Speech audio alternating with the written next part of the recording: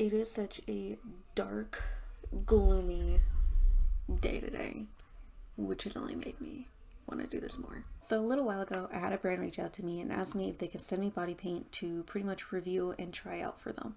And that's exactly what I did. Over on my TikTok, I did a very small first impressions review, pretty much swatching out the paints and seeing if I really liked them. Today, however, I want to try them on a larger scale. Since I'm an artist who typically likes to do large body paints, I don't really do small scaled paints or small scaled art like that. I felt like it was not a complete review. If you want to go check that video out, it'll be down in the description. I'll leave a link so that way you guys can go check it out. But today we're going to do a bigger paint, something that is more my style. So I'm using 3 different paints from the brand Paminify. I do not know if that is the correct or not correct way to say this brand's name. And you would be right, Maddie. That is not how you pronounce this brand's name. Hi, Editing Maddie here to explain a few things before we jump into the video. Basically, of course, I follow this brand on their socials, and recently I saw that they posted a video from another creator onto their Instagram stories. This video had this creator saying the name of this brand in that video. Because this brand posted that publicly, I'm gonna go and assume that that's how you pronounce the name of this brand. So it is not Paminify like I thought it was. It is Paminify. And now that I've seen it and read it and heard it and all these other things, I don't understand where I got Paminify from. And of course, that's not how you pronounce it. I am the first to admit that I am really bad with anything English, such as reading, writing, all of that stuff. But it is almost embarrassing how wrong I got that. So clearly it is Paminify and it's not Paminify. That's the first thing. Also, if you went ahead and followed me over on Instagram, you would know that I went on a very small TED Talk / rant about how not every paint's a good paint, not every paint sees the light of day, and not every paint is a good first time around paint. And I feel like this video is a really good example of that. This is actually attempt number 2 for reasons completely out of my control. 1, I was not happy with how this video was going and or how the paint was coming out about midway through the video, and I'm very grateful that what happened.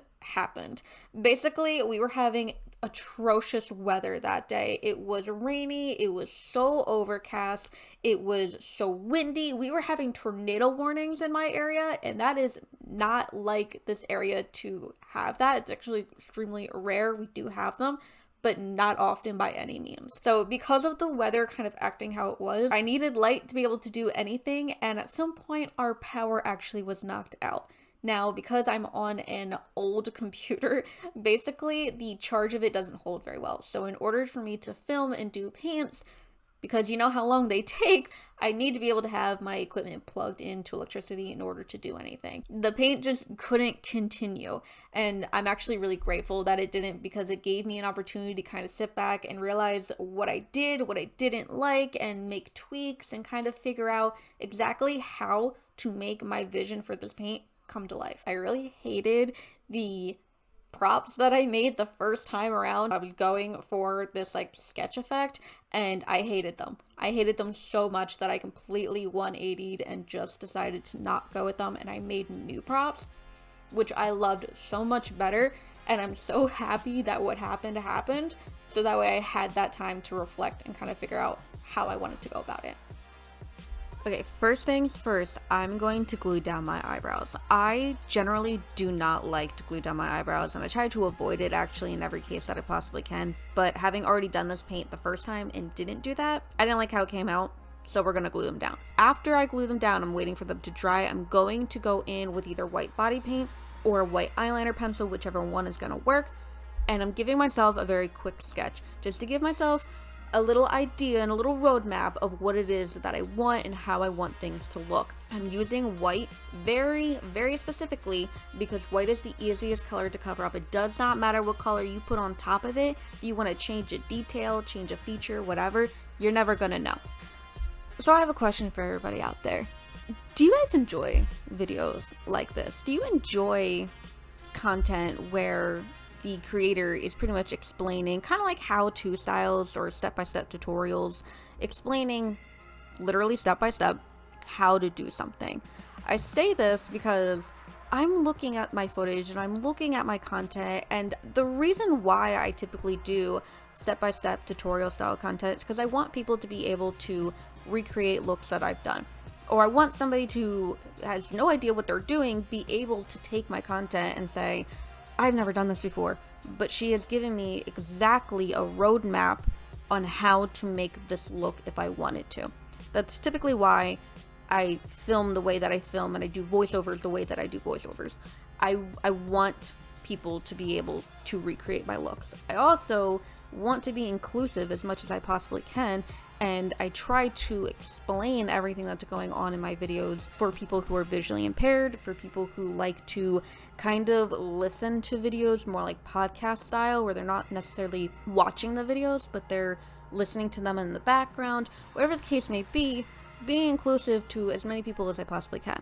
But would you guys rather more like commentary in it? Because I'm sitting here and I'm like, I feel almost bored.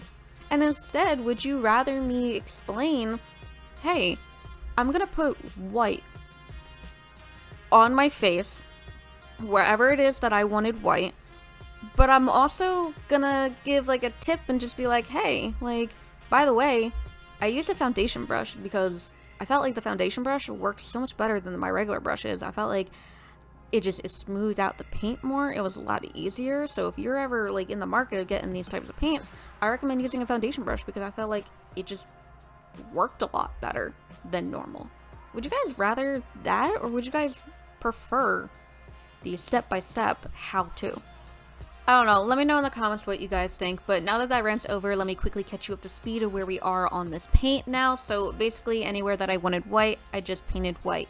Anywhere that I wanted black, which was the eyes, I painted black. I wound up using the old paintbrushes that I usually use because I wanted really crisp lines, and I found that those brushes worked really well with these paints to do that. And then I created this really cute rabbit nose, and I was super proud of myself for it. This is gonna be really weird for me to explain. Basically, I went from the tip of one nostril to the other nostril across that little flabby piece of skin that separates your nostrils. I don't know what it's called, okay? Bear with me. Anyways, and then I did the same thing, only going across the bulb of your nose and then just filling it in black. Then, because animals have that little slit in their nose that goes down, kind of like our Cupid bow, but it's a cut. So I wind up using black body paint and a thin paintbrush as well to create that line. So now is the part where we get to add the red. While I was doing my research and looking up designs and looking up inspirations for this paint, I found that not all of these masks come in black, white, and red. Some come in other colors, like blue was a very heavily popular color. Black, white, and red is a design element that I chose especially for the paints that I was provided. While I was looking up design elements and kind of seeing what it is that I can do for detail work, I found the same thing pretty much in all of these masks, no matter what color it was in.